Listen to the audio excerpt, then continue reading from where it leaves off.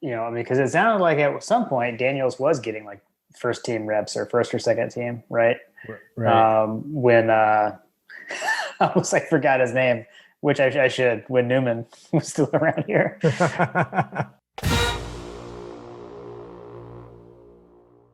Welcome to My Gotta Podcast. I'm Jim Wood.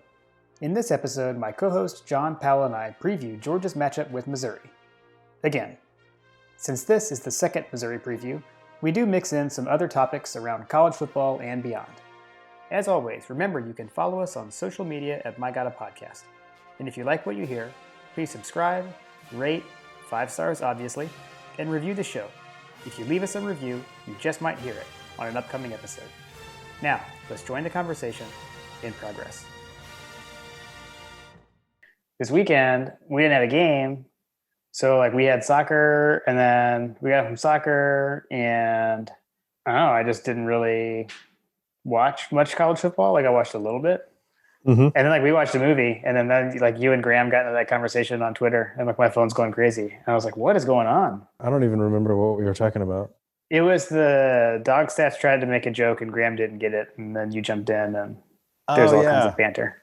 See, like Graham just said, Ohio State versus Georgia on December 19th. Let's do it. And I think that's kind of coming off the tails of, hey, like that BYU Coastal Carolina thing was awesome last week, which it was. Like I thought that was super cool. But you're dealing with BYU's an independent, right? I think. And then Coastal's in the Sun Belt.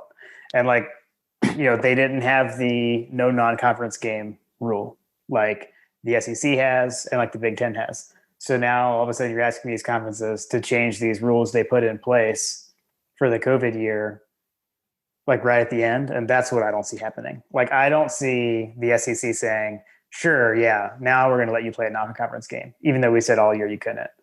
And like if the Big Ten all of a sudden were to say, Ohio State, yes, go play your non-conference game, like Nebraska would flip out because Nebraska tried to do that when their game got canceled against whoever it was, Wisconsin or somebody, right? Like early in the year, Nebraska was like, well, we're going to go find a replacement game. And Big Ten, you can't tell us what to do. And the Big Ten stepped in and was like, yes, we can. We said conference only games. You can't play a non-conference team. Right.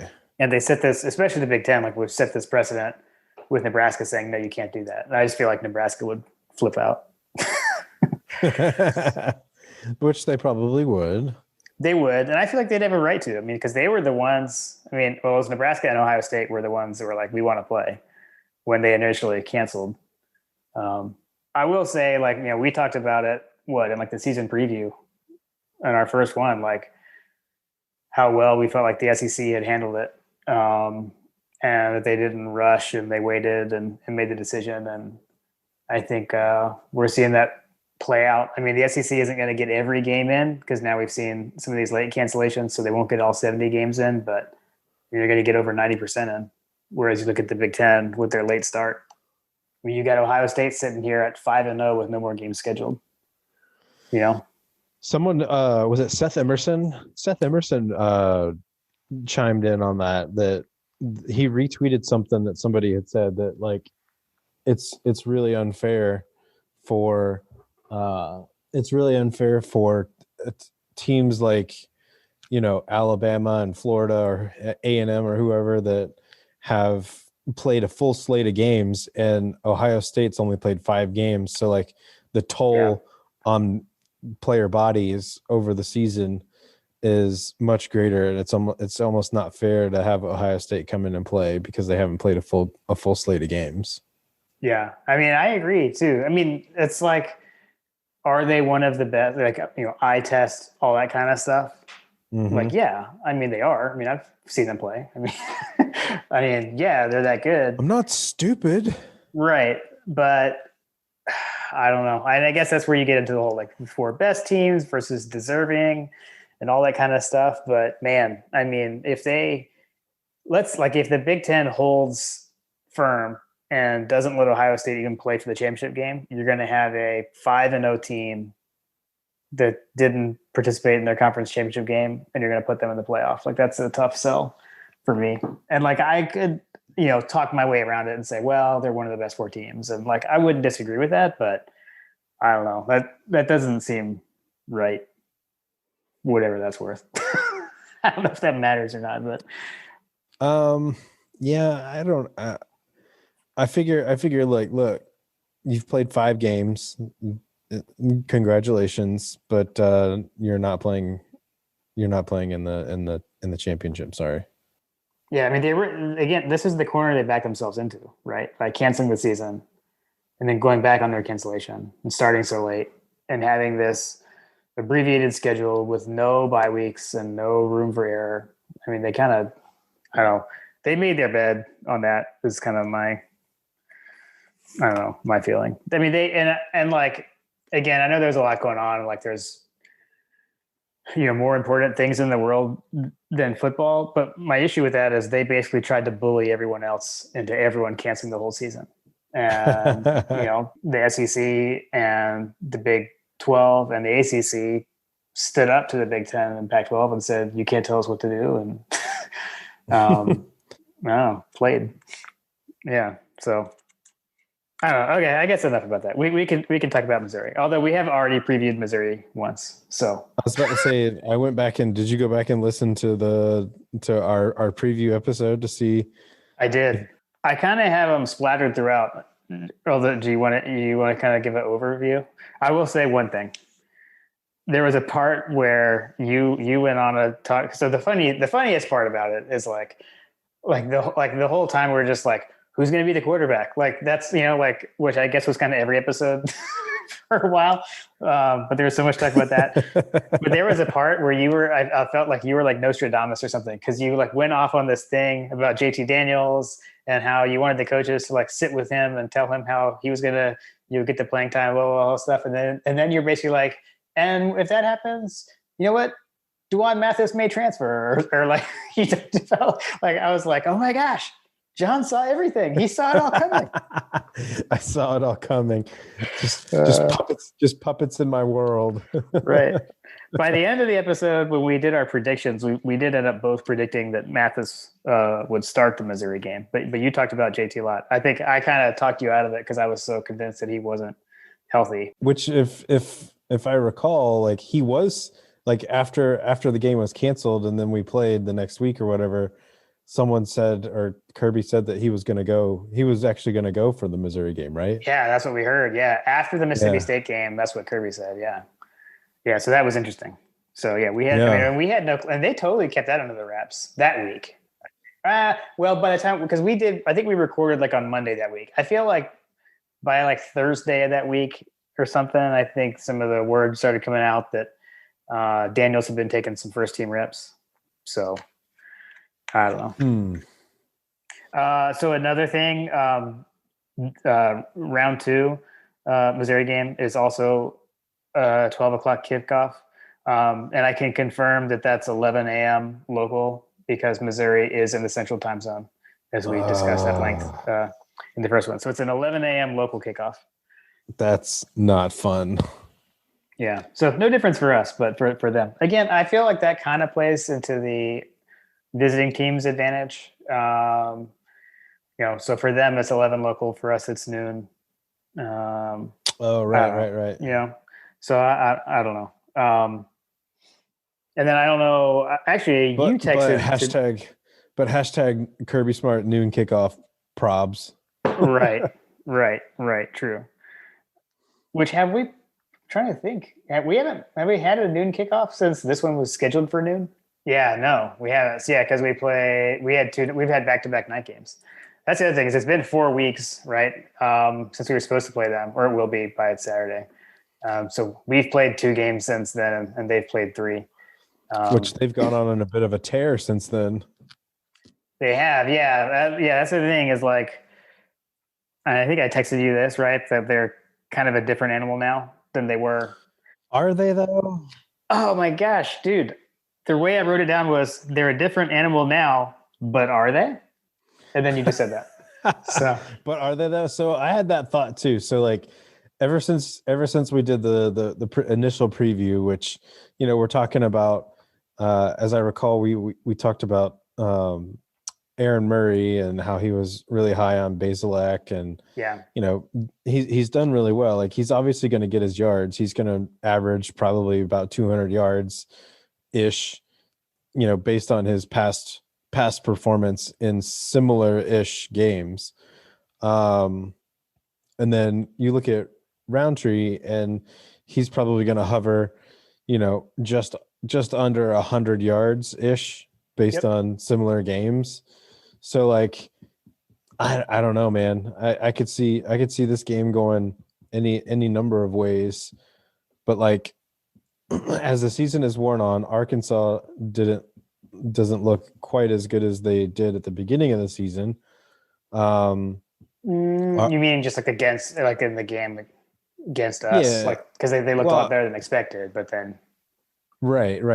Well, I mean, just in their performance overall, like, yeah, I mean, they got into a shootout with Missouri, and that was nowhere near the case with us. And frankly, they haven't really had a whole lot of shootouts. Mhm. Um, but like, they blanked Vanderbilt, which everybody's been beaten up on Vanderbilt. They basically caught Vanderbilt like right at the end of their little at the end of their rope, although we've obviously rescheduled them. But I Yeah, feel like that they caught Vanderbilt at like the perfect time, because literally they fired their coach, everybody quit, all that kind of stuff. But like, they got to play them. I think they played them with Mason still coaching, right? correct. Yeah, because yes, they did that. He got fired after that game. Mm-hmm. Yeah. Right. So like, that was like the straw that broke the camel's back. And then you look at South Carolina, you know, that doesn't look like it was anything necessarily special. And then I look at the defensive numbers. So like, you know, I look at the score line, and then I look at the rushing stats. So like, Kentucky, they squeaked by Kentucky, and both Bazelak and Roundtree had pretty decent games. South Carolina, Bazelak had a decent-ish game, and Roundtree had a terrible game, for his Mhm. standards. They lost to Tennessee. Roundtree had a terrible game there. They lost to Alabama. Roundtree had a terrible game there. Florida, they lost to Florida. Roundtree had a terrible game there. So like, Yeah. the theme here, and it kind of goes back to what we did talk about, is that in order for them to beat us, Bazelak has to throw for 400 yards, and he's only done that a couple of times, Well, and it was against. it's the last two games, right? But it was against Vanderbilt and Arkansas. Well, he threw for 300. He threw for 318 against Vandy. So yes, it was Vandy. Roundtree also had 160 yards on top of that. So that tracks with kind of what I was thinking. Like, in order for them to have any kind of success against us, they're going to have to both of them are going to have kind of phenomenal, phenomenal games. Yeah. Well, they both did it last week too, because so Correct. Bazelak threw for 380 against Right. Arkansas, and Right. then Roundtree went for 185. I mean, that game was like crazy back and forth, scoring. Uh, the 2-point conversion thing at the end was nuts. I don't know if you saw that. Yeah. So yeah. So sorry. Yeah, keep going. Yeah, no, I mean, I just think that, so you look at the teams that they played in order to put those numbers up, and I feel like that our defense is better situated to Yeah. handle shutting down Roundtree. I mean, it's almost like our team is built to shut them down, because in order for them to have the success that they need to have, Roundtree is going to have a big game, and if we shut him down and make them one dimensional, I still like our chances, particularly with Daniels in the fray, which at the time when we were talking about this, Daniels wasn't part of the equation. Right. And we Exactly. were sitting there talking. Our mantra back then was run the ball, and Oh my you gosh, know, dude! I think I said run the ball like 85 times by my unofficial count when we were previewing yeah, that. And yeah, we don't have to. We don't have to focus on that. I mean, because that was when we couldn't. The other thing is, like, we recorded that episode on the same night that we recorded the Florida review. So I think we were both still just like reeling and not feeling great about that because we had just finished talking about that. And so we were just like, run the ball. Just run the damn ball. But like, yeah, I mean, basically, I mean, interesting there too, right? So it's like, yeah, so they've won 3 in a row since their game against us was canceled. But again, it was South Carolina. So South Carolina, they caught South Carolina in the first game under interim coach Mike Bobo because they had just fired Muschamp. Then and they only won 17-10. Like, so that was a very close game. And that was the week before we absolutely crushed South Carolina. So only 1 week before they only beat them by 7 points. So that makes me feel a little bit good. Right. And that was although that was at South Carolina, but our game was also at South Carolina. So I don't know. Then they crushed Vanderbilt 41-0, and then they fired Mason. And then last week they got the shootout with Arkansas. They won 50-48. So that's the thing is like, they've put up a lot of numbers, especially the last 2 weeks, I guess, offensively. They've now played the same amount of games as us. Remember last time, like we kept being like, man, these stats aren't adding up. And it's because like they had a game canceled at that point. I think we hadn't yet. And so like they were coming in on one less game than us. That was another thing I think we had like kind of figured out on the fly. Right. When we originally previewed them. But yeah, I guess so. But the other thing that I want to throw in, that could throw in a wrench to this one, is the weather. So I looked at the weather. Columbia on Saturday, the low is 28 degrees and the high is 43 degrees. And right now there's a 50% chance of rain. So that's going to be something to look at because that could be a factor. I mean, if you think about for Georgia football, generally speaking, the regular season is over at this point. We're done. We would have already, even if we were in the SEC championship game, generally that was last Saturday, right? So like for the last, we'll take the last 3 years, right? We've already played in the SEC championship game and we're preparing for our bowl, and then the SEC championship is a game that's played indoors, and then the bowl game is generally indoors or in somewhere with very nice weather, like California or Florida, right? So, I mean, we're not used to this, playing this kind of cold weather. I mean, maybe sometimes you catch a cold Georgia Tech game or a cold Auburn game, although not anymore, but whatever. One of those last couple of week of the season games that are pretty cold. But, I mean, we're playing this game in the Midwest, in December. If it's just cold, I don't know, maybe that's not too big of a deal, but like, I mean, I've seen some people talk about like, what if it snows? Although that's not in the forecast right now. Like if it snows, like all bets are off and this game is just going to be crazy. So it's kind of what I've been thinking. All right. So snow is in the forecast. Ugh. So like a lot?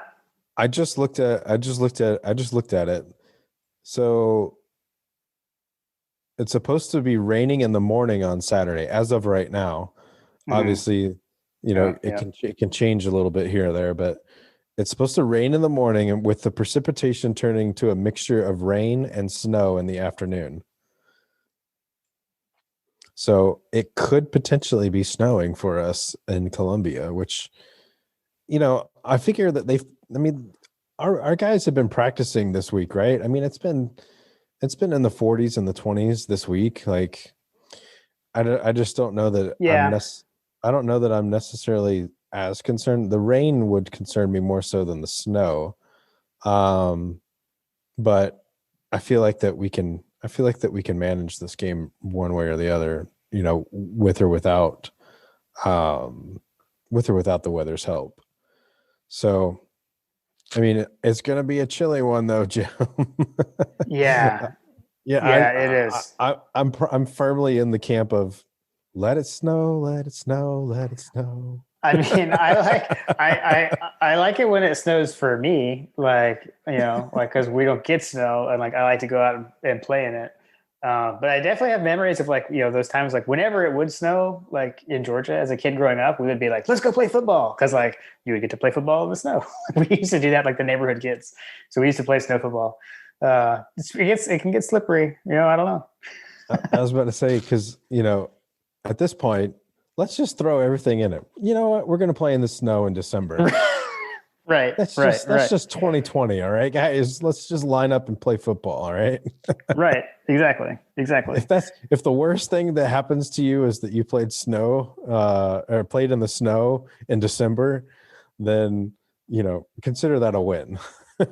Right, right. Yeah, definitely worse things could happen. It would look cool on TV. It'd be cold for those there. Um, I don't know. So the line is 13. How are you feeling about that? I had to go back and look. That's actually bigger than the line was when we were the first time we were supposed to plan. So at least as at the time of recording. So when we recorded, I went back to my notes and we were favored by 11 and a half That's the that time. JT Daniels effect, Jim. That's the Right. JT Yeah. Daniels Well, see, and effect. that's where that's what also like when I noticed that is when I felt like validated my what I had jotted down of like that they're a different animal or are they, right? Because we're just saying like, yeah, they've won three in a row, but look at who they played, kind of thing. And then to see that the line has grown, to me, that's exactly what it is, right? I mean, it's okay. Like, what's the difference since then? And it's the quarterback for Georgia. So Mm-hmm. yeah. Yeah, I think that if we're able to establish our passing game early and Mhm. or the running game early, like it's one of those things where it's like the we aired it out one week and then the next week we just brought the rain from the running back position. You know what I mean? Yeah. So like it's almost like we have to have Monken predict, pick which identity we're going to lead with. And if it happens to be the identity that works for the game plan, then he's probably going to stick to it. So if we have Yeah. early success one way or the other, that's probably the way it's going to go until they stop us, which God bless you, Todd Monken. Like stick with what works until they stop it, right? Right. And looking at, I mean, I definitely did the biggest deep dive into like game numbers with the Arkansas game. And I mean, Arkansas, they ran all over Missouri. So they did throw for like 275. But I mean, their leading rusher had 172 yards on 26 carries. Um, so I don't know. I could definitely see us trying to expose that there. Just looking at their like numbers, they're like as far as like standings in the SEC, like their pass defense is better than their rush defense on like yards allowed per game kind of deal. Say that again. Their pass defense is better was more highly ranked in the SEC amongst SEC teams than their rushing defenses. So they're like third in the league in passing defense, but sixth in rushing defense. So looking at the yards per drive, they look to be like on par with, Arkansas. Like the Arkansas game is probably a pretty good comparison from a defensive standpoint because Mm. looking at the yards per drive, like they're middle of the pack basically. Um, it's probably not going to be as big of a blowout as a South Carolina game or a Tennessee game. What was the Tennessee? What was the score in the Tennessee game? Our Tennessee game, Yeah. Our Tennessee game. uh, 44-21. So that's a 20-point I actually spread. think this could be a tight game. I mean, So the spread is interesting. So I'm looking at the bet our betting site OddsShark. Um, the not a predicted, sponsor yeah, yet. it says not a sponsor yet. The predicted score at OddsShark is 30-23, which is really tight in my opinion. But the spread is 13, and it looks like that most people are taking the over at 52 and a half. So like Yep. I I just don't know that I see that it being that close. I do, but I think I'm still like I'm having a hard time shaking off 3 wins in a row. Um, kind of finding a groove. I know it's against not the greatest competition. I mean, Arkansas is definitely the best of those, 3 teams that they've just won over. So I guess the kind of silver lining there is that Arkansas did put up 48 points on them. Even in a loss, but that's a lot of points that they put up. I mean, we're definitely better than Arkansas. I don't know, but I'm definitely kind of like Munsoning on it being a close game at least. Munsoning on it being a close game. Like I think it's going to be close. I think it's going to be close. And not to get into my score prediction, but I think it could be a tight one. I mean, they just kind of look like very pedestrian on the defensive side of the ball. It's just kind of what I'm. Yeah. I agreed. Yeah, that's where I don't disagree, but I don't. I guess I'm kind of worried with back-to-back 300-yard games for their quarterback. The interesting thing is, so for the last 2 games, Bazelak has thrown for 300 yards, over 300 yards, with 0 touchdowns and 0 interceptions, 2 games in a row. It's kind of weird to throw for that many yards with no touchdowns. If I told you that JT Daniels was going to complete 68% of his passes in this game, what would you feel about that? I'd feel great. You still think that we're a tight game? I guess I think it could be, because if Bazelak can throw, and again, like I don't know that we're going to get any of the injured guys back this week. I'll say, I'll tell you why. Are you suggesting that Kirby is fluffing us up on the returning guys? He said that he was hopeful, which we know when Kirby is hopeful about anything, it means that they are not playing. So I know he is hopeful. Actually, we're recording on Tuesday. So on Monday, he was hopeful about LeCount, Jordan Davis, and Kendall Milton. Although I think he said he was hopeful they could play this season, is what he said. So he actually changed his tune up there a little bit. I think he had some more media availability today, and it sounds like LeCount, I think he said, was going at about 25% of the reps. And he basically said he's not going to go. But then he did again. And then he kind of went into the hopeful for Jordan Davis. Like he said that he's looked good. And then with Kendall Milton, said he's actually practicing, but in a black jersey. So I don't know. I'm not counting on seeing any of those guys. And I don't know. So then again, if we don't have Jordan Davis, and if Roundtree can get his yards, like I think that's kind of the key there. Like again, make them one dimensional. And like yes, Bazelak can throw, but again, if you know they're going to throw, then I have less concern. So if we can stop Roundtree, then I'll feel a lot better. To me, that's kind of the key. And I wish I would feel a lot better about that if we had Jordan Davis. Although, Jalen Carter has been playing well. But he's not Jordan Davis. And then, Rochester obviously looks like he's done for the year. But haven't heard any talk about him for a while. So yeah, he doesn't not really seeing it. So again, I keep saying that we may have a Rochester year 6 next year. He's on my list of seniors that could come back, which we can talk about that eventually. I'd be okay with that. Yeah. Okay, so since you were opining about Roundtree and how he was going to be the key, so their rushing attack is ranked number 9th in the conference for yards per game. So 153 yards per game is their average, whereas Georgia is averaging only 73 yards per game ish, I think is what it was. So you're talking about allowing? Yeah, Georgia's rush defense is stout.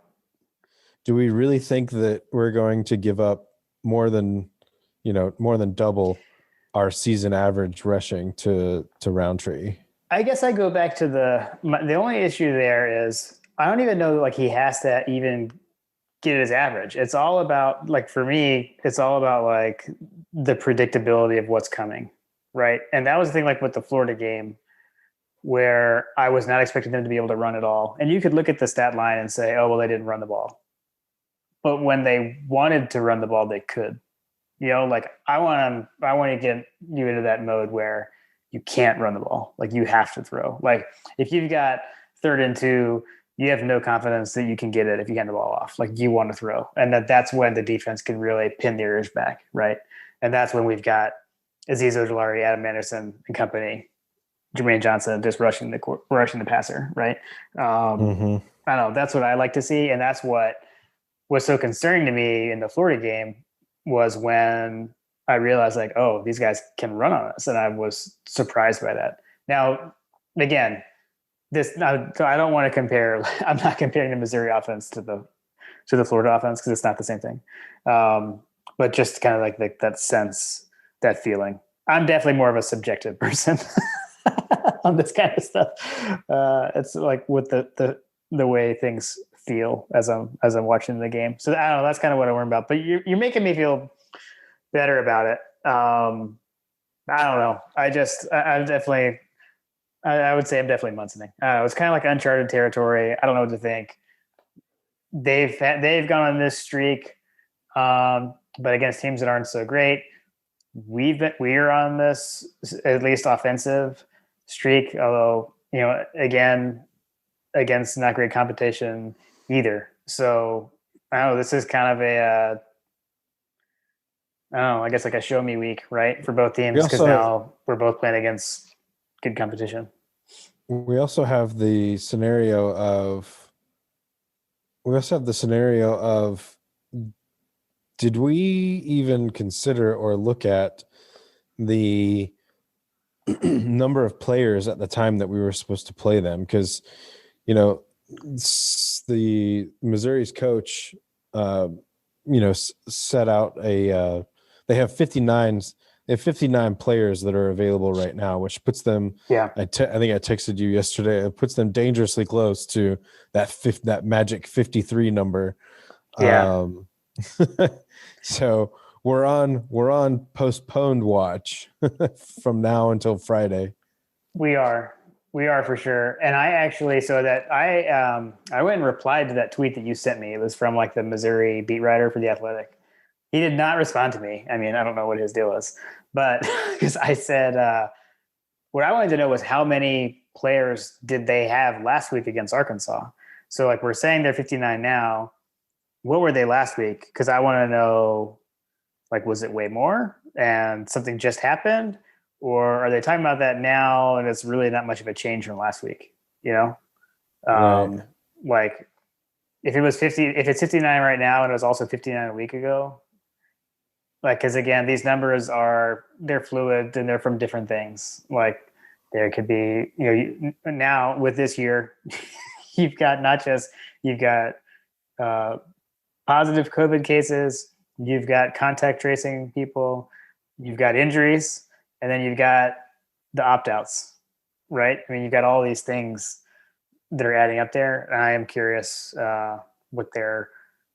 what's the comparison? They played a game last week at what number? Like, if it's not a big drop, then I'm less worried. But if they were at say 65 or whatever last week, I don't know.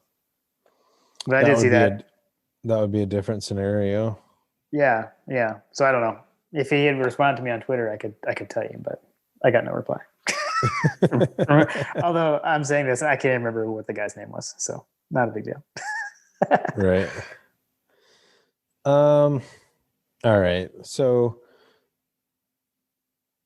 definitely don't think that we're going to be taking the ball. We might have to go to an over under number of turnovers for this game because I just saw something that I think is going to be interesting. Okay, let me add that to my prediction list really quick. Okay.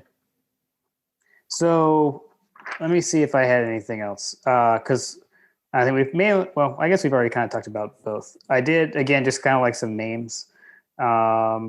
on their offense, we've talked about the big players, Baszler and Roundtree. Hmm. Um, Well, they I do. also want to point out another player that, like, talking about their most recent games, that guy Chisholm. There's a Okay. wide receiver. There's a wide receiver that they have that is growing in prominence in their offense, and his last name is Chisholm. Okay. He looks to be the leading receiver in the last couple of games. He had 113 yards receiving against Arkansas, and then was the leading receiver in the South Carolina game, and was the leading receiver against Florida. And all three of those games are in the last four weeks, or four games for them. Got it. Okay. Okay. Yeah, and then on defense, Jeff Coat. So he's got 5 sacks on the year. So he's tied for fourth in the SEC for sacks. So got a pass rusher to watch out for them. And again, like that's right by like he's tied for fourth and like right by Ojolari by like a half sack. Is So he what position was he again? he's actually a defensive line. It just says defensive line. So I'd assume he's like defensive end. Defensive end. Yeah, It's well, the DL.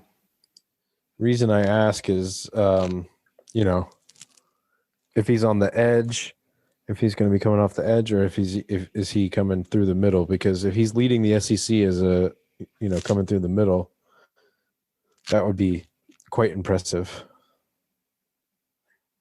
Uh, yeah, everything I'm seeing just says defensive line. So I don't know if he's like an end or like a tackle. But he's Six not like three, an outs. He's not like a linebacker or anything. 6'3", 265. That's a big boy. Yeah, yeah. I guess the other thing with our offense, I guess we kind of already talked about it, but like, like I said, kind of laughing at as I listened back to the first time I previewed, like I was definitely screaming about running the ball. Not so Yeah. much like screaming about that anymore. Like it does seem like they're more susceptible to the run than the pass, so we could end up leaning that way a bit. But I think that before was just more so of having no confidence in our passing game, and that has subsided for me now, obviously.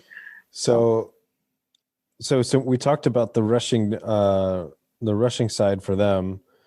So if I were to tell you that UGA had a rusher or a combination of rushers that put together a 144 yard per game, that's their average. If we rush for 144 yards, do you think that we walk away with this, or what?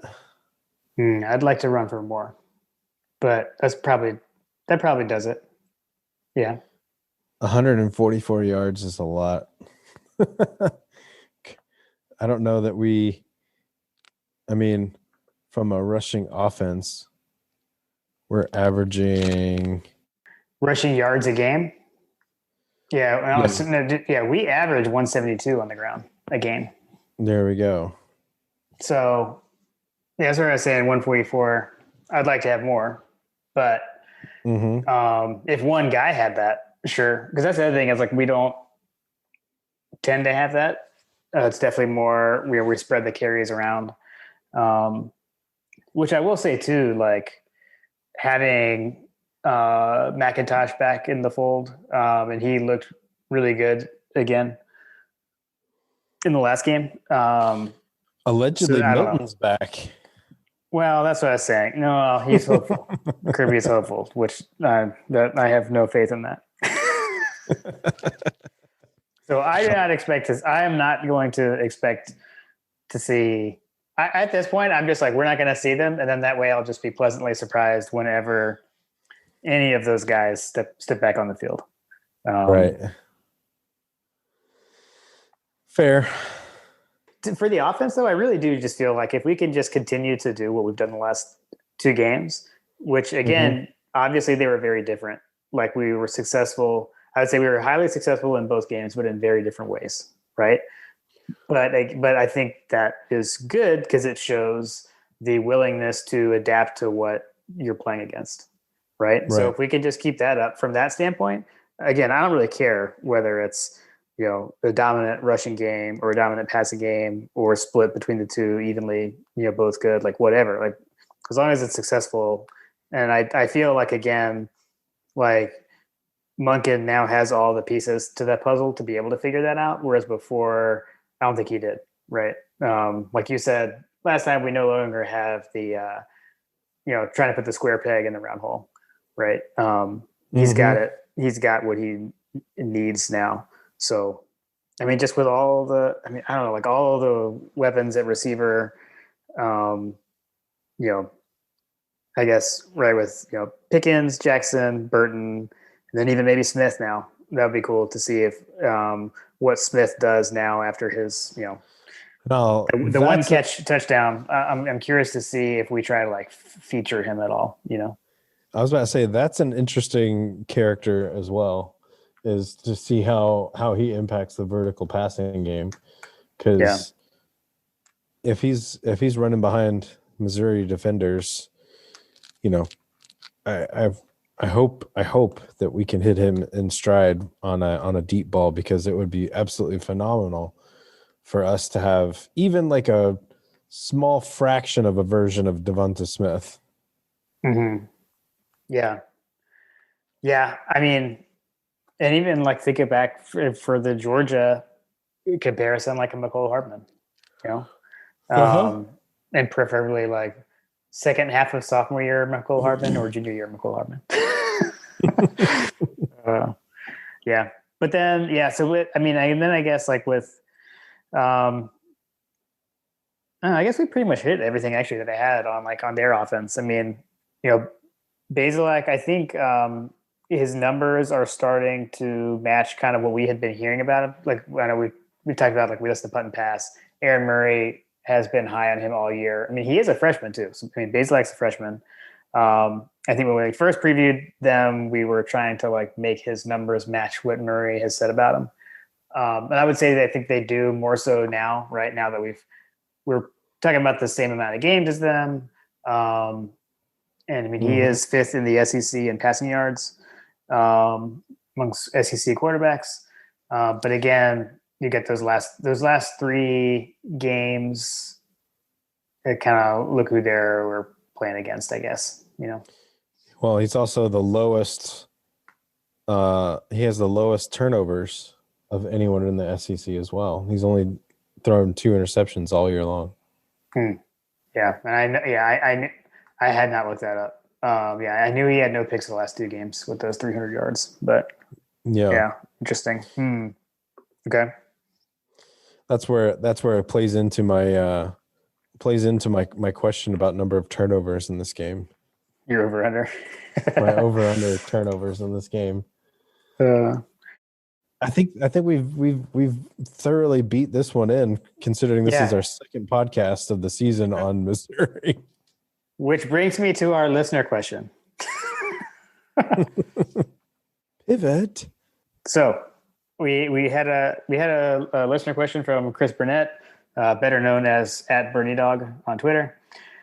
So I have to read our tweet for his. So our account tweeted out, "We're recording our second Missouri preview episode of the season tonight. Reply with your questions and we'll answer them." And Bernie Dog said, "Will there be a third before 2021?" And then, of course, the always welcome, "I'll hang up and listen." So, no, there will not be there will not be a third Missouri preview this season. We can make one just for him. I would say the only chance that happens is if this game gets canceled because they drop their numbers, and then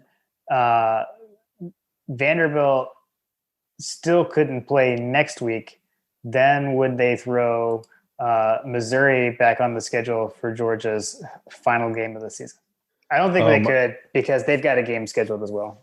So it makes my head hurt, Jim. So here are the dominoes that need to fall for that to happen. Missouri can't play this week.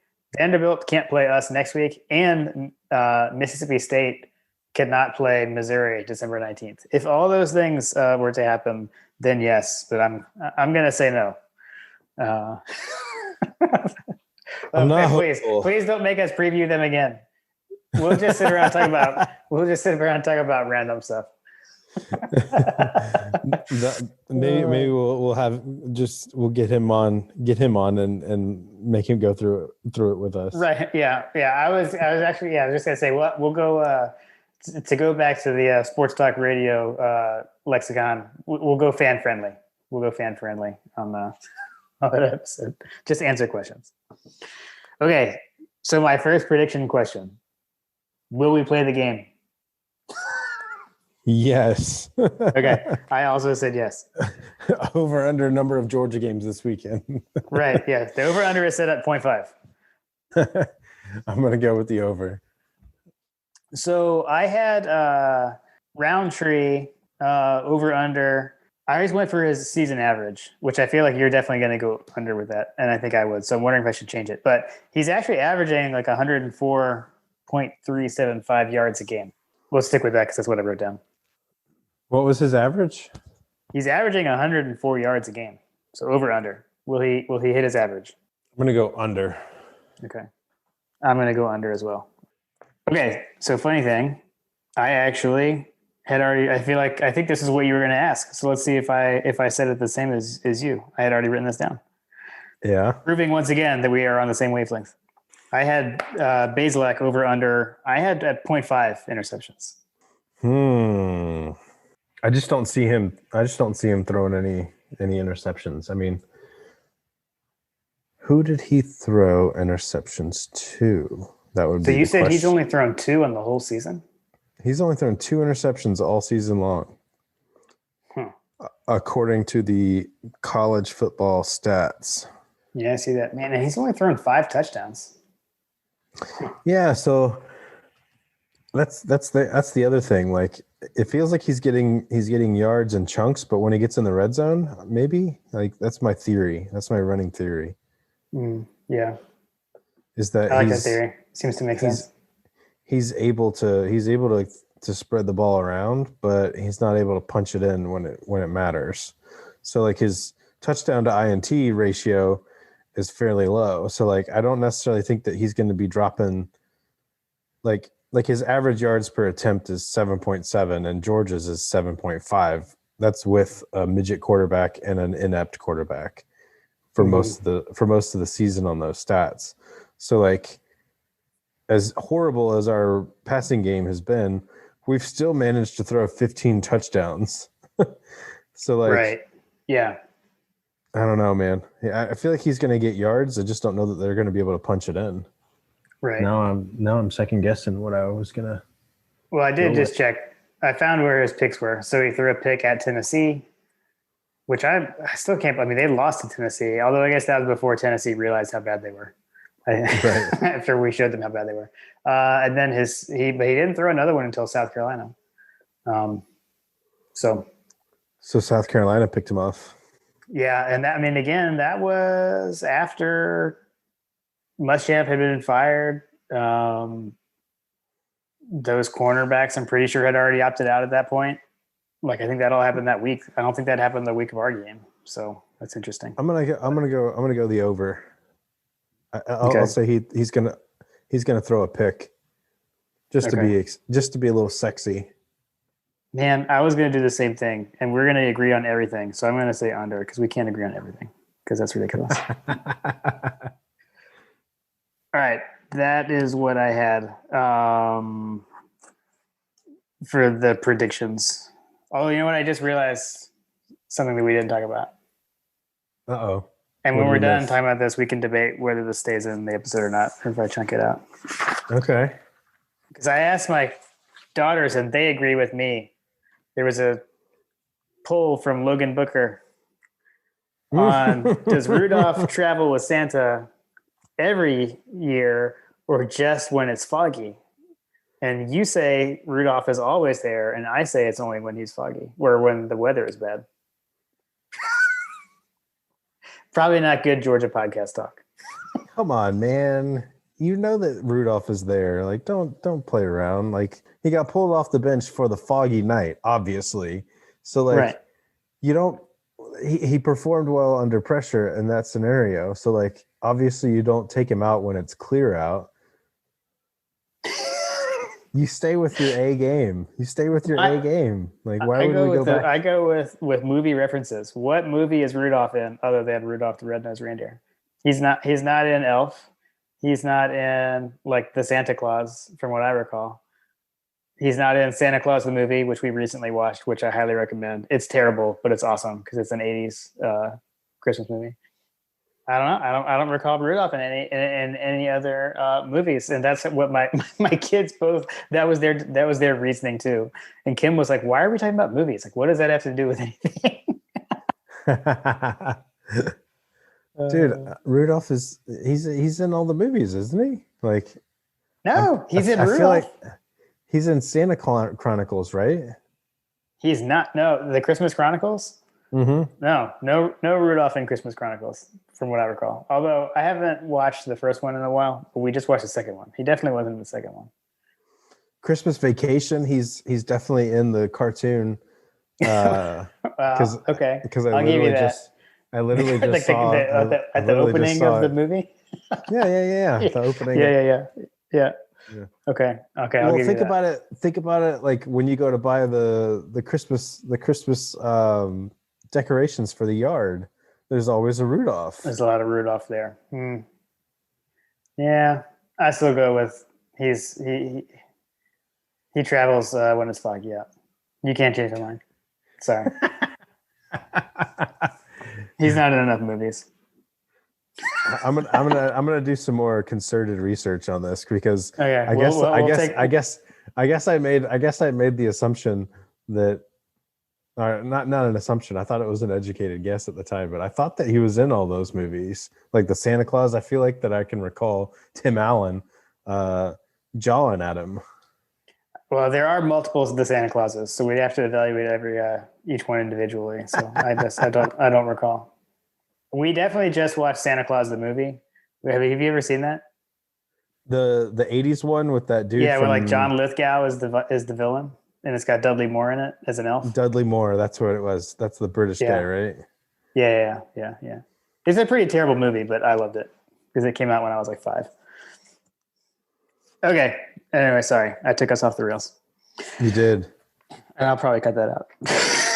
We'll see what the length is looking like of the episode and to determine whether that stays or not. I will say that people on Reddit also got into the foggy or not foggy scenario. I mean, is this great content or what? I mean, come on. This is why you come. This is why you come here. We talk about Britney Spears and Rudolph. Right. Exactly. Okay, we can rein it back in. You want to go score, or you want me to? Are we gonna do? Or did you have any other predictions? Are we gonna do the actual over-unders? We did. Like the actual score over. Like, are you over under 50? You think that it's gonna go 52.5? I have over. You have the over under the game. I'm saying it's gonna go over. Ooh, dang! I just feel like that's a lot of points. Hey, we could if you say under, we get to disagree on something. I mean, this is big. We need to. I'm gonna shoot the under. Okay. I'm gonna go cold weather ices everyone. Yeah. I don't know. And that's where, like, to me, like the rain and the snow throws stuff in there. Cause like with snow gets weird. Cause like if it's slippery, like I feel like that's an advantage for the offense over the defense. Depending on how much it snows. Like if it snows so much that like everything is just out of control, then who knows? But I don't know. We'll see. Yeah. I would kind of rather it just be cold personally. When you add all those other elements, it just makes it weird. Things get weird, but it's 2020, so I guess that's okay. Well, I will say that 70% of people think that it's going to hit the over, so there's that. Okay. I'm going to go under. I'm going to go under on it. Okay.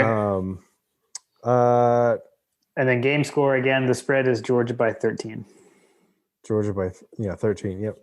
Who do you think is going to be the leading receiver? Not so much the over under, but like for Georgia. Yeah, so like when we were previewing this episode, Pickens was kind of questionable. Yeah, we did mention that. We actually, that was actually the one where like that week there were those rumors that he had been like dismissed from the team and stuff. And I brought Right. up that his mom was like on Twitter saying no, he's still with the team. Um, ooh, that's a good one. Um, because honestly, it's kind of a. I mean, I could see it being Pickens, Jackson, or Burton. Those would be the top three, I would say. Your kind of leading candidates. I mean, yeah, But Jackson obviously. hasn't blown up as much lately, So right? so I have a theory about this. Okay. So Burton, I feel like you remember early in the season when Burton had all those opportunities that ended up being drops, and it was largely like, yes, some of it was on him, but you remember when we did the episode and we were talking about like completed passes, like Mm, if if we didn't have receivers that were having to dive all over the field to like catch balls that are underthrown or not yep. thrown as to their hands kind of thing. So like appears to be Burton appears to be Daniel's favorite receiver, much Okay. like Jackson was prior to, you know, Daniel's coming on board. Like Jackson Which was Bennett's which favorite receiver perhaps kind of which deal. perhaps that could be like, was Burton spending more time on the, second and third teams when Daniels was taking those reps? Or it could have been like, fall camp before, I mean, because it sounded like at some point Daniels was getting like first team reps or first or second team, right? Right. When I almost like forgot his name, which I should, when Newman was still around here. Um, yeah. So I think Burton. My money's on You're Burton. gonna go Burton. I'm gonna Okay, go I'm gonna go Burton. Pickens. I'm gonna go throwback. I'm gonna go Pickens. Pickens gonna be hanging out. Yeah. I got another. I got another over under for you. God, we got all the picks. All right, go for it. Well, this might be. You can probably cut this one out because actually, it's not. It's not a game. It's not a game scenario. I just thought of it like in a stream of consciousness of. I mean, we last game we had over under times they'll show Mike Bobo's picture in a Georgia uniform. So I think we're kind of open to whatever. Over under 0.5 mentions of the drink. What's the coach name? Drinkwitz. Drinkwitz. Yeah. Drinkwitz mentions of App State. Ooh.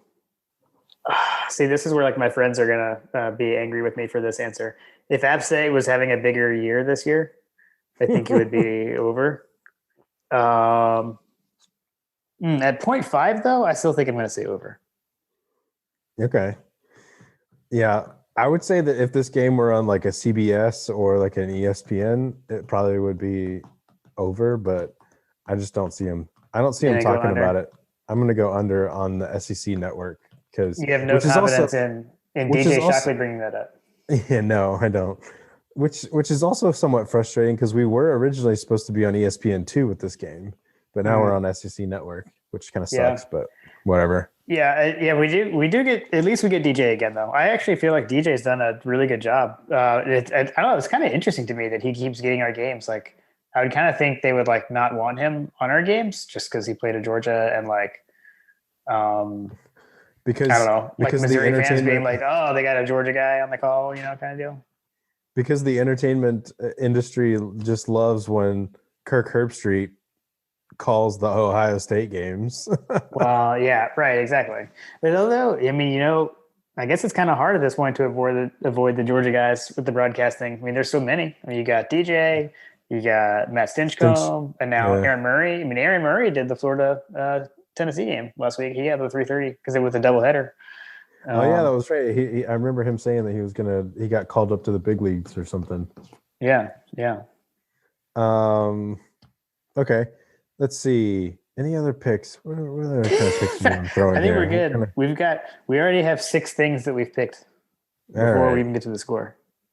Well, I figured it was fun while we were actually coming up with stuff since we like basically repeated all the stuff we did from the last one.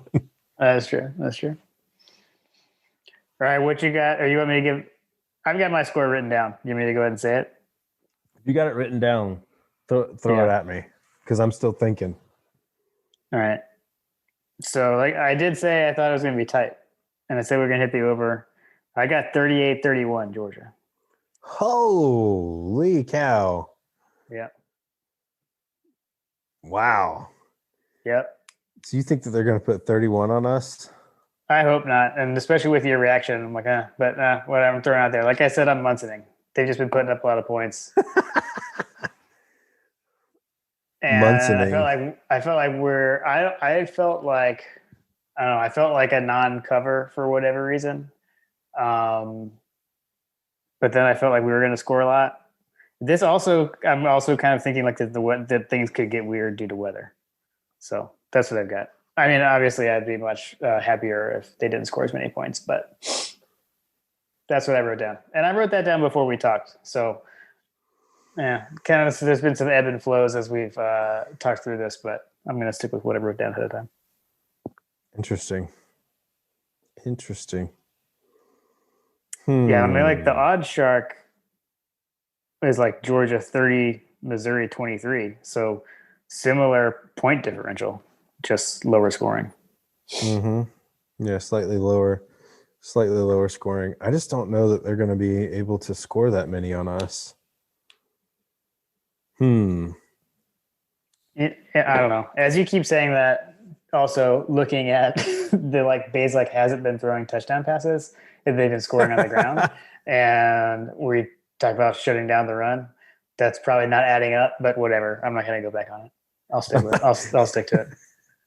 Mistakes were made. Like, man, I'm Munsoning. I'm Munsoning.